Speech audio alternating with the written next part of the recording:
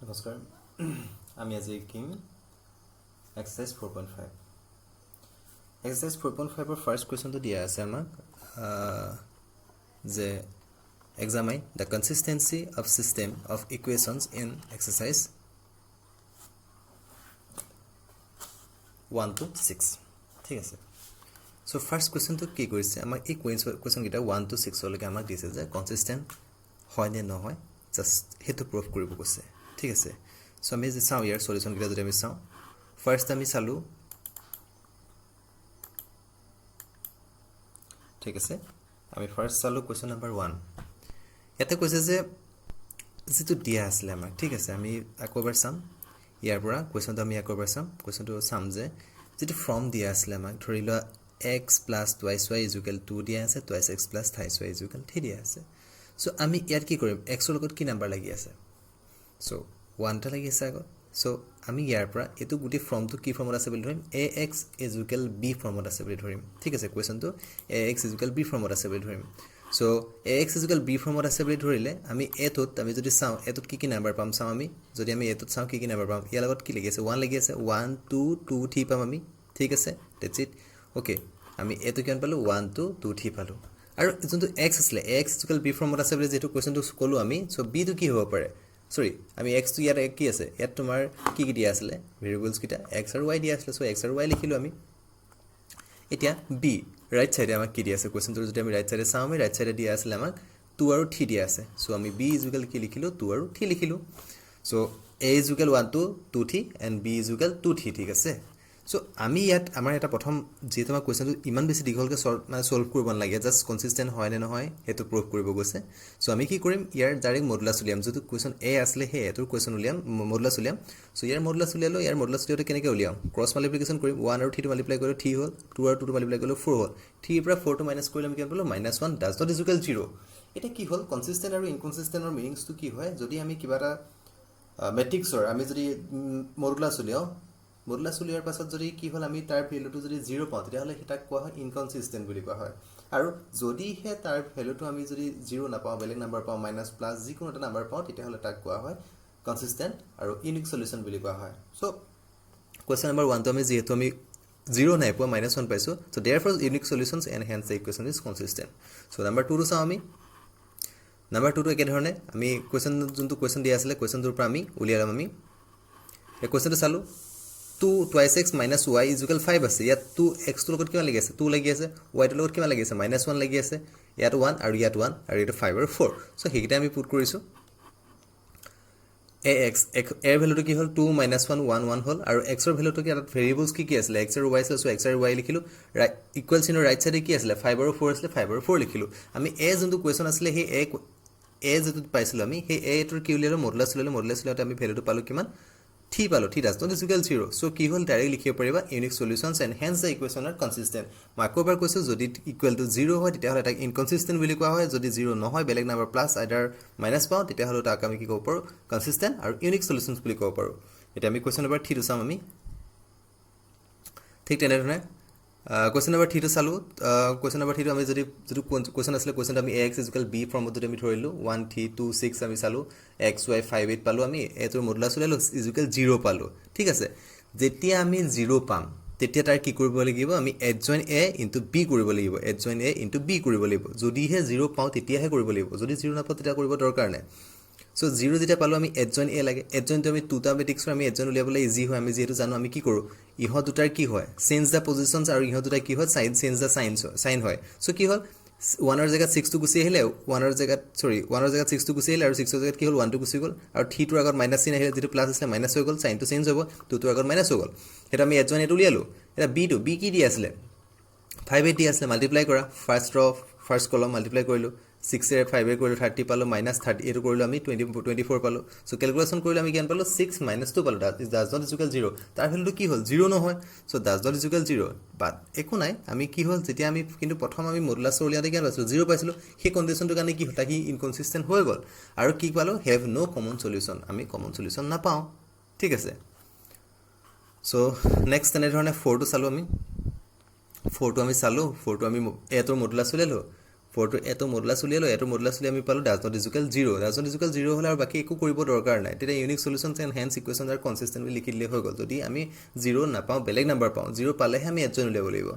so তেনে ধৰণে question number 5 টো চালো কোৱেশ্চন নম্বৰ 5 টো আমি কিমান পালো মডুলাছ উলিয়ালো মডুলাছ এ ভ্যালুটো আমি কিমান পালো 0 পালো সো দেয়াৰফৰ আমি কি পাম এটো এটা ইনকনসিস্টেন্ট হল ইকুৱেশনটো সো ইকুৱেশনটো যেতিয়া ইনকনসিস্টেন্ট পালো আমি তেতিয়া কি উলিয়াব লাগিব এজন উলিয়াব লাগিব সো এজন উলিয়াই তোমালোকক সো ইয়াত আমি ইয়াত শৰ্টকাট দিয়া আছে তোমালোকক মই অলৰেডি আগত শিকাই আহিছো যে এজন কেনেকৈ উলিয়াব লাগে সো ডাইৰেক্ট এজন এটো উলিয়াবা এজন এটো উলিয়াৰ পাছত তুমি কি পালো আমি -5 10 5 -3 6 3 -6 12 আৰু 6 পালা ঠিক আছে দ্যাটস ইট ওকে তাৰপিছত কি কৰিব লাগিব ফৰ্মুলাটো হৈছিল এজন এ ইনটু বি সো এজন এ লগত ইনটু বি কৰিলা যেটো ভ্যালু পালা -5 -3 -6 তাছতে জুকেল 0 লিখিলা লিখি দিব পাৰিবা যে therefore the given equations are inconsistent লিখি দিলে হল আৰু লাষ্টত আৰু এটা লাইন লিখিব পাৰিবা inconsistent and they have no common solution বুলি লিখিব পাৰিবা ঠিক আছে সো এখিনি তোমাৰ শৰ্ট কোৱেশ্চন টাইপৰ হয়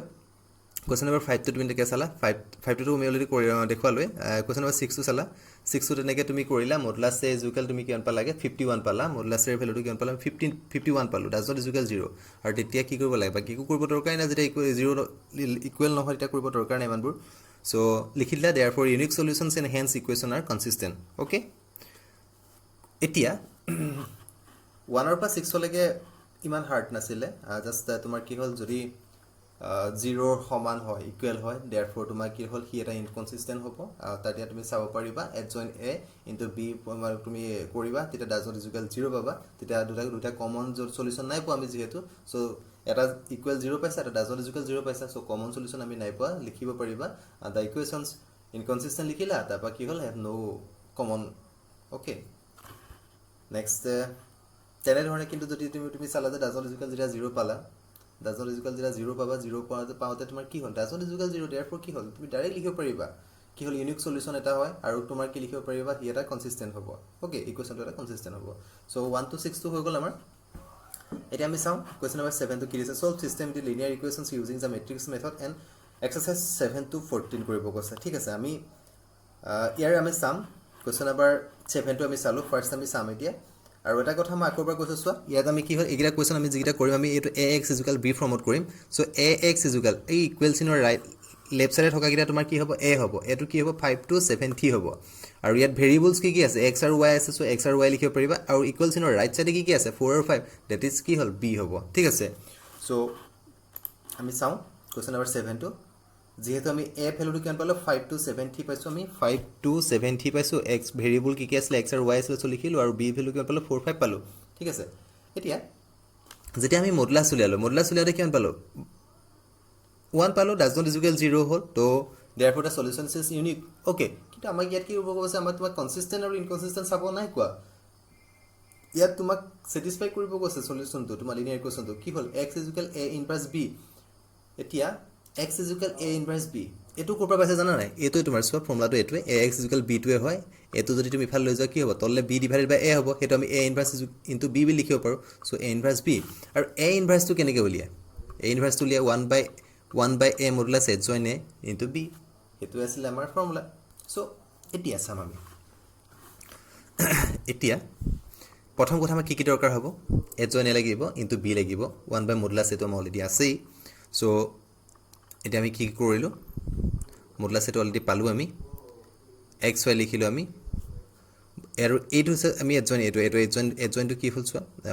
এটো h join টো চাও আমি এটো যেতিয়া h join উলিয়াম কি মান পাম এটা চেঞ্জ দা পজিশন হ'ব এটা চেঞ্জ দা সাইন হ'ব ঠিক আছে আৰু b টো 4 5 আছে সো ডাইৰেক্ট লিখিলো আৰু এটো কি হ'ল লেফট সাইডে x আছিল x = কি আছিল xy আছিল সো ডাইৰেক্ট পুট কৰিছো আমি xy লিখিলো = 1 by মডুলাছ এ আছিল মডুলাছ এ যে কিমান পাইছিলো আমি ভ্যালুটো 1 পাইছিলো তো 3 - 2 - 7 5 পালো 4 5 এটো b ভ্যালু হ'ল এটো h join এর ভ্যালু এটো b ভ্যালু দুটা আমি মাল্টিপ্লাই কৰিলো মাল্টিপ্লাই কৰি 1 / 1 মানে 1 এ হ'ব সো এটা মাল্টিপ্লাই কৰিলে আমি কিমান পালো 2 - 3 পালো এটা x ৰ ভ্যালুটো x ৰ ইয়াৰ x = কিমান হ'ব 2 আছে x ৰ কি আছে 2 আছে y = কি আছে -3 আছে therefore x = 2 and y = -2 so আমি ইয়াৰ পিছতো চাম তেতিয়া ভাল ধৰণে বুজিব পাৰিম আমি আকৌ পাছাম আমি কোৱেশ্চন নম্বৰ 8 টো চাম কোৱেশ্চন নম্বৰ 8 টো আমি চাম যে matrix from of given equation is ax = b যেটা আমি কোৱেশ্চন আছিল সেই কোৱেশ্চন আমি ধৰিলো x = b বুলি ধৰিলো 2 minus 1 3 4 xy is equal minus 2 3 পালো আমি ঠিক আছে সো ইয়াতে আমি প্ৰথম কি কৰিব লাগিব মই কৈছো যে মডুলাস এটো আমি উলিয়াই ল'ব লাগিব আমি মডুলাস এটো কি উলিয়ালো মডুলাস এটো যেতিয়া উলিয়াওতে কিমান পালো 11 পালো ডাজ নট ইজ ইকুৱেল 0 হ'ল এতিয়া ডাজ নট ইজ ইকুৱেল 0 পালা তুমি তেতিয়া হলে কি হল এটা সলিউশন পাবা সো আমি ট্রাই কৰিম আমি ফর্মুলাটো হল x is equal a inverse b a inverse means কি 1 by modulus a adjoint a into b okay এতিয়া চোৱা মডুলাস তো অলরেডি আছে আমাক কি লাগে adjoint লাগে adjoint তো 2 into 2 matrix আমি adjoint তো উলিয়াব জানো আমি 2 into 2 matrix ৰ adjoint তো কি হয় ইহ দুটাৰ কি হল অপোজিট দা সাইন অব কি হল হিয়াৰ চেঞ্জ দা পজিশন আৰু হিয়াৰ কি হয় চেঞ্জ দা সাইন হয় এটো জানো আমি সো কি কৰিলো আমি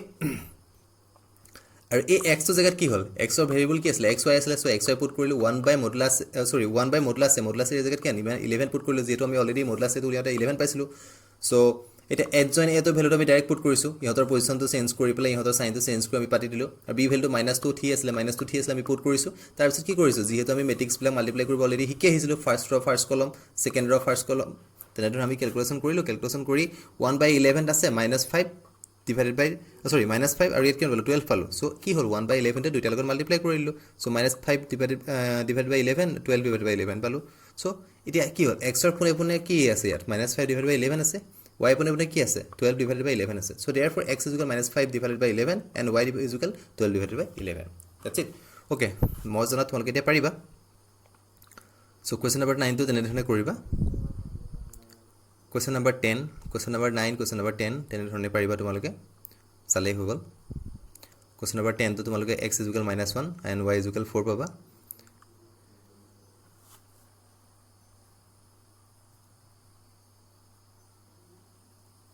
matrix from given equation আমি question number 11 to চালো 11 তো যেহেতু question তো আমি ax is equal b ফর্মত আমি ধৰিলো question number 11 তো এবাৰ question তো মই দেখাইছো তোমালোকক question number 11 এতে তোমাৰ ax is equal b এই ইকুৱেল চিনডাৰৰ লেফট সাইডে থকাখিনি কি হ'ল হে লেফট সাইডে যিখিনি থাকিব নাম্বাৰখিনি কি হ'ব আমি ধৰিম a বুলি আৰু তোমাৰ ৰাইট সাইডে থকাখিনি ধৰিম b বুলি সো ইয়াতে তুমি যদি চোৱা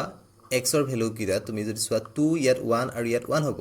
ইয়াত 1 -2 -1 হ'ব ইয়াত তোমাৰ x ৰ ভ্যালু নাই means কি 0 ওকে যদি না থাকে তাক কি বুলি ধৰিম 0 বুলি ধৰিম 0 এটো থি হ'ব এটো -5 হ'ব আৰু ইকুৱেল চিনৰ ৰাইট সাইডে থকাখিনি মই কৈছিলো যেহেতু b ভ্যালু কিটা কিমান পাম 1 3/2 আৰু 9 পাম আৰু ইয়াত ভেৰিয়েবল কি আছে x y z আছে সো therefore কি হ'ব ভেৰিয়েবলস কিটা আমি কি লিখিম x y আৰু z লিখিম সো কি পালো মিছৱা 2 1 1 1 -2 1 -1 0 মই কৈছিলো x তো যেহেতু নাই তাত কি ভ্যালু হ'ব 0 বুলি ধৰিব লাগিব 0 3 -5 আৰু ভেৰিয়েবলস কিটা x y z আৰু যেটো b ভ্যালু আছিল 1 3/2 9 আছিল ঠিক আছে সো আমি লিখিলো হেকিটা লিখাৰ পাছত মডুলাস এটো উলিয়ালো মডুলাস এটো আমি কিমান পালো ক্যালকুলেশন কৰি মডুলাস এটো পালো আমি 34 ডাজ নট ইজ ইকুৱেল 0 যেটো তোমাৰ 0 সমান নহয় তেতিয়া যদি 0 সমান নহয় তেতিয়া হলে আমি তাৰ কি হল সলিউশন পাম সলিউশন পালে আমি কি কৰিব লাগিব x is equal a inverse b put কৰিব লাগিব এটা a inverse ৰ ফৰ্মুলাটো কি আছিল 1 by modulus a adjoint a আৰু b টো আছিল সো ইনটু b বুলি কৰিলো আমি সো এতিয়া x ৰ ভ্যালুটো কি আছিল x y z আছিল ভেৰিয়েবল কিটা মডুলাস এৰ ভ্যালুটো 34 আছিল পুট কৰিলো adjoint এটো উলিয়ালো আমি এই adjoint এটো কিন্তু ইয়াত কি আছে যথেষ্ট শৰ্টকে কৰি থোৱা আছে তোমালোকে এক্সট্ৰাকে উলিয়াব লাগিব যে adjoint এখিনি উলিয়াব লাগিব 3 into 3 মেট্ৰিক্সত তোমাৰ adjoint এটো উলিয়াতে অকমান টাইম লাগিব যেহেতু কোফেক্টৰ উলিয়াব লাগিব তোমালোকে কোফেক্টৰ উলিয়া কৰি লবা তোমালোকে ঠিক আছে যদি তোমালোকে বুজি নোপোৱা মোক কৰিব কমেন্ট বক্সত লিখিবা তেতিয়া হলে মই তোমাক এক্সপ্লেইন কৰি তোমালোকক আকৌ বুজাই দিব চেষ্টা কৰিম ঠিক আছে সো ইয়াতে তোমাৰ খুব লৰালৈকে তোমাৰ ভিডিওটো বনাবলগীয়া হোৱাৰ কাৰণে মই তোমালোকক এক্সপ্লেইন কৰিব টাইম নাপালো সো যদি কিবা ডাউট থাকে মোক কমেন্ট বক্সত জনাবা মই তোমালোকক বুজাই দিম কমেন্ট বক্সত কলে হ'ব যদি ডাউট থাকে তোমালোকে ডাউট লিখি দিবা যদি তোমালোকে বুজি পাইছা তেন্তে গট ইট লিখি দিলে হৈ গল নেক্সট তুমি আমি কি পালো 1 by 34 পালো এটা 1 by 34 মাল্টিপ্লাই কৰিলো এটা মাল্টিপ্লাই কৰিলে কি 1 পালো 17 টো কাট কৰিলো 17 আৰু 34 কাট কৰিলো 1 by 2 পালো 51 টো কাট কৰিলো -3/2 পালো সো x y z ৰ ভ্যালু কিটা এইকিটাই হৈ গল ঠিক আছে 11 টো হেতু সো 11 12 সেম হয় তুমি সালা 13 টো তোমালোকে সেমে পাবা একে ধৰণে কৰিব পাৰিবা মই জাস্ট প্ৰসিডিউৰটো কৈছো যদি তোমালোকৰ প্ৰবলেম হয় মই এক্সপ্লেইন কৰিব চেষ্টা কৰিম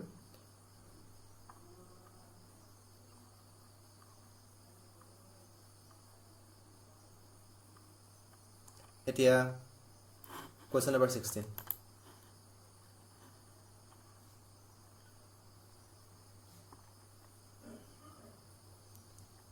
এটা question number 15 আৰু 16 টোৰ কাৰণে মই এক্সট্ৰাকে তোমালোকৰ এটা ভিডিও বনাম যেহেতু question number 15 টো যথেষ্ট তোমাৰ